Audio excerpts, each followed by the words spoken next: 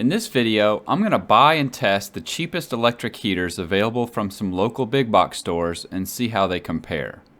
The rules for this shootout are simple. The retail price cannot be a penny over $30, and we're looking only at electric heaters for this video. If there's enough interest, maybe we'll do a propane heater shootout next. After shopping around a bit, I ended up choosing 2 models from Walmart and 2 from Home Depot. And as luck would have it, they're almost mirror images of each other. More on that later.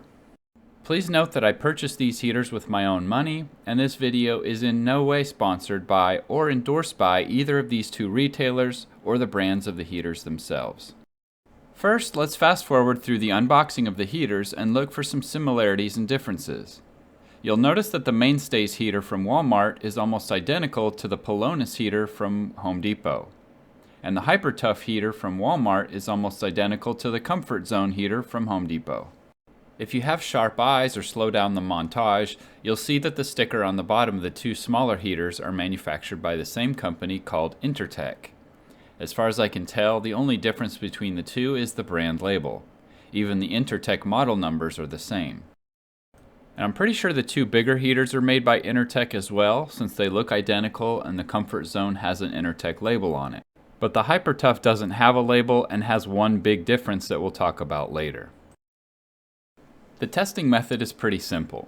I'm going to use my office in my warehouse, which is not well insulated, but is fairly airtight. Each of the heaters will be turned on their highest setting and given 30 minutes to heat up the room.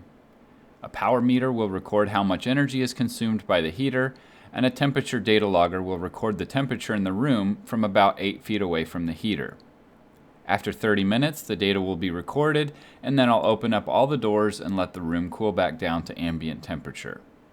Please note that there will be some slight differences in ambient temperature during the testing, but we'll account for that in the final analysis.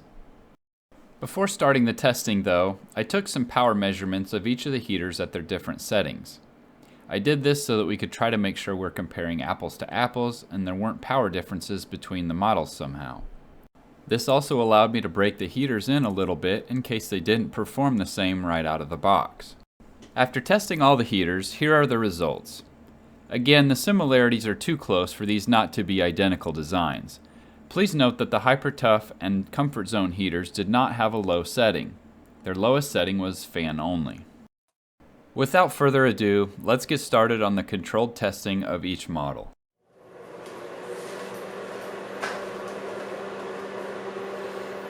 With the kilowatt meter zeroed out, each of the heaters is turned on to its highest setting.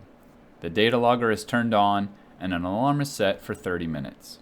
The data logger is placed in exactly the same place in the room during each test, which is about 8 feet away from the heater and far away from windows and doors.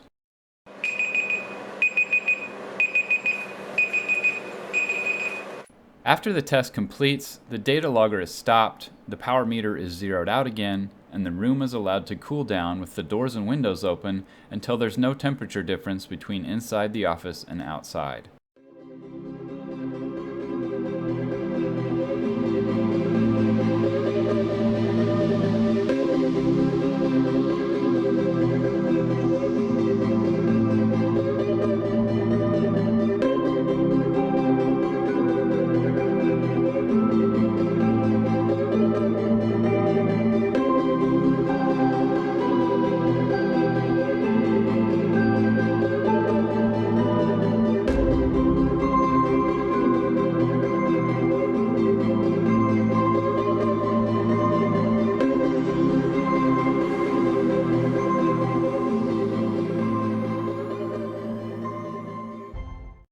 Now that the testing is completed, let's look at the results.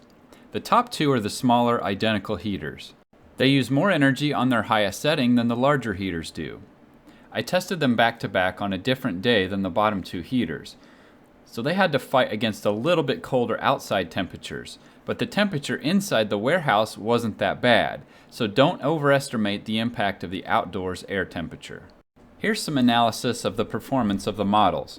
The Comfort Zone heater was far and away the best. It was the most energy efficient and had the highest increase in temperature. Yes, the top 2 heaters had colder air outside the warehouse, but again, only one wall of the office is shared with the outside air. The other 3 walls and the ceiling are all shared with the warehouse, which was warmer. Notice that the Hyper-Tough heater from Walmart was awful. It was the exact opposite of the comfort zone. It was the least efficient and worst performing. The top smaller heaters are solid heaters and give you an extra energy setting that the bottom 2 don't have, which I like a lot. So I think you'd be fine with 3 of these 4 models. Finally, to rub salt on the wounds of the Hyper-Tough, I wanted to point out that it also did not have a very basic safety function, which is the tip-over sensor. Most of these small electric space heaters have a button on the bottom of the heater that will pop out and shut off the machine if it tips over to prevent a fire or safety issue. But this one didn't have that feature, so not only is it a bad heater, but in my opinion, it isn't safe to use either, especially around children or pets. In conclusion, if you want a great heater for cheap, you can't do much better than the Comfort Zone Milk House heater from Home Depot. Despite some negative reviews it's gotten on their website, which are clearly from uneducated buyers, this will be a great addition to your emergency preparedness equipment or just for everyday use in a cold room in your house. Thanks for watching this video. If you want to see another Shootout in the future, let me know in the comments section below.